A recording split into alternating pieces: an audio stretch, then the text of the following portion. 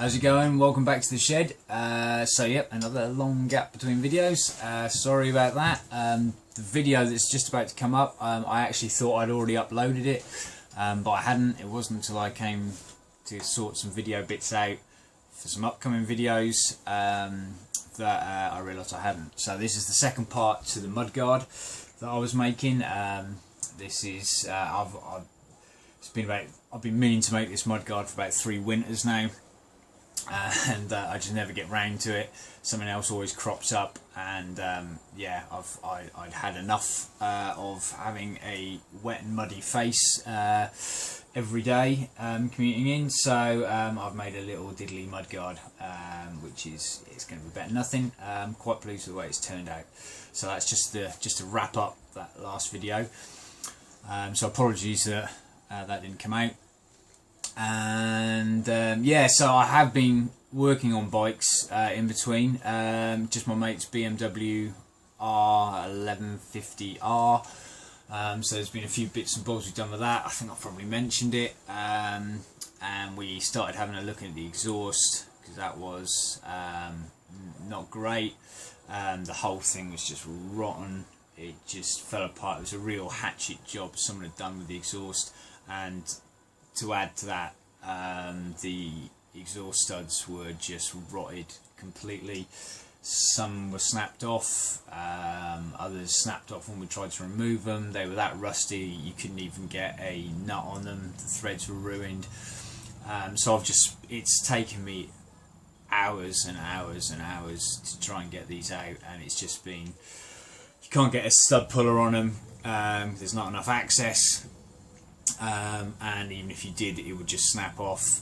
Welding nuts on just snapped off. You can't do the 2-nut trick because there's not enough thread to put the 2 nuts on. So it's just been really annoying, but I wanted to try and do it and get them out without damaging the threads in the head, having to resort to a helicoil or anything like that, which thankfully I did. I was really chuffed with that. It took a long time, nearly gave up a few times, but just a combination of welding washers over, when I managed to get them snapped off flush, welding nuts on, just welding a washer over the hole where the stud was left, and then welding a nut to that. That worked on one of them. The other one, same kind of thing, but I ended up drilling down the centre of the bolt to try and kind of free up the corrosion, and then I ended up welding down the centre of that to get some good meat to get onto, and then do the same thing. It's just been every kind of conceivable way that you see on YouTube for getting studs out, broken studs, I've had to incorporate, and just do it over and over and over and over again until finally it won. But that's done, sorted, happy days. So that's done and out of the way. This is the second part to the mudguard video, and I know I need to be cracking on with the hardtail. I've also got a kind of little side project which is kind of come out of nowhere, and it's just something I might need to run with, which I think might even give me a bit of inspiration and G me up for more on the hardtail. It's slightly impractical, a bit silly. I don't know why I'm going to attempt doing this, but I'm kind of looking forward to it. It should be a bit of fun, but all that will be coming up probably next week, I imagine. Alright, enjoy.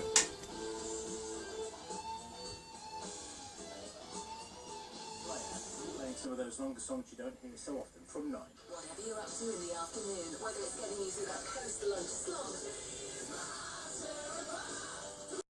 Go to one of those McDonald's fun football sessions with Lucy. What's that? It's a free football intro session, lots of fun activities. Great, we'll take Sam. Yeah, it's a WhatsApp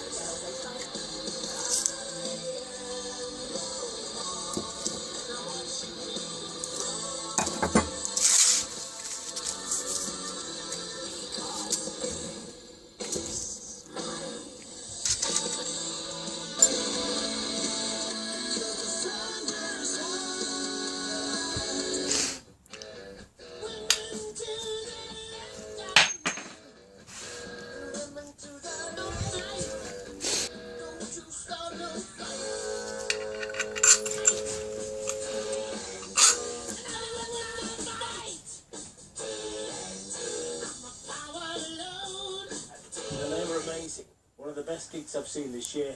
Wondered if you could play Rain, as it seems somewhat appropriate today.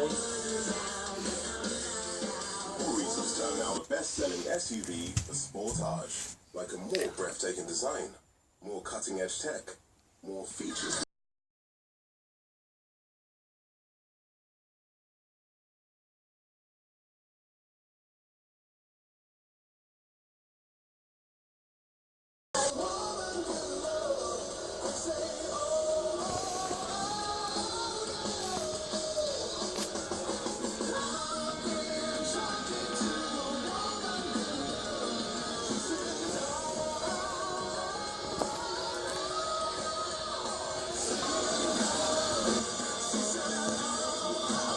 Knots after a lovely family week away. It's been a long wet journey and we'd love to hear Led Zeppelin and Fall in the Rain if you could. Thanks a lot from Heather.